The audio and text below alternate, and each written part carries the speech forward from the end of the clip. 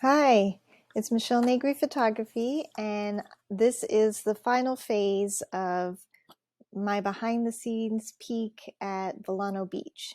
So this is all part of my For the Love of Water series. If you haven't watched the previous 3 videos, I recommend you go back and look at them. I show you my process of how I create limited edition works from my For the Love of Water series. So I explain what that series is, what it's about, what it means in the first video. So head on back to see that. And so this is the final phase. Once I get an image to where I like it, I print it.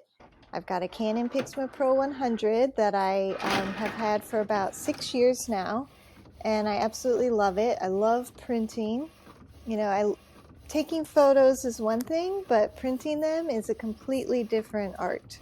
And I've learned so much about how just the different types of paper impacts how the image looks and the final result, even though it's the same image. So last video I was working on a couple of pieces for Vilano Beach, and I still have some more work to do. There's that second one that, it's a bigger canvas. It kind of got out of control, and I'm just trying to figure out how to weave all the pieces together seamlessly, and I need more time for that.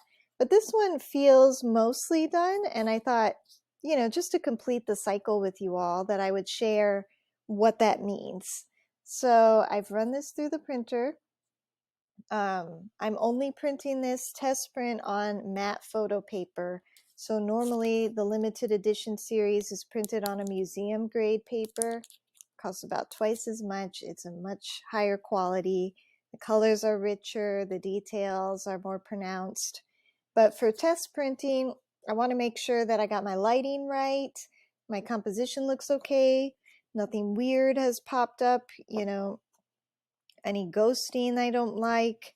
And also just looking at it out of context. So when you're looking at it on the screen all the time, you start to miss things, and sometimes I'm so zoomed in that, I can lose sight of the big picture, or even just some minor details. If I'm overlapping images, maybe I didn't mask out the edge very well. So I'm definitely keeping that in mind when I'm looking at the print.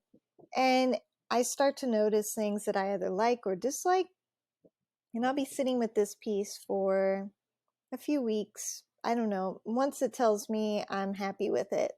Um, the other one I'm going to continue working on, and I'll share the final results of that with you all when it's done.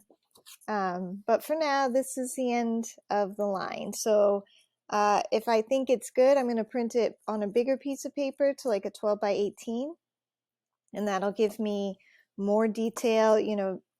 Sometimes there's things hiding in here that you just can't see at this scale, but I don't want to waste all my paper. So I'll do that as the next phase once I'm done making changes.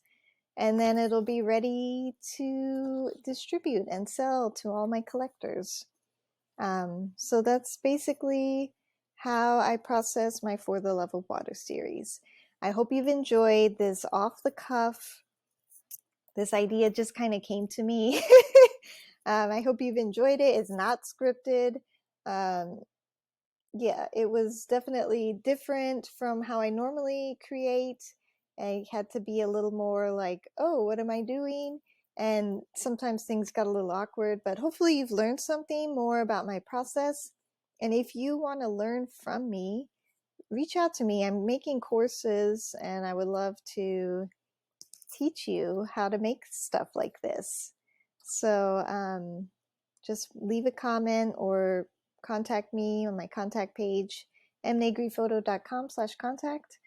And yeah, that's the next phase of my business. So thank you for watching. Thanks for sharing. And if you want to support what I'm doing, please consider buying me a cup of coffee at ko-fi.com/mnphoto. And for $3, you can just donate to me to help me keep this little ship sailing. All right, folks, thanks for watching, and I will see you next time. Bye.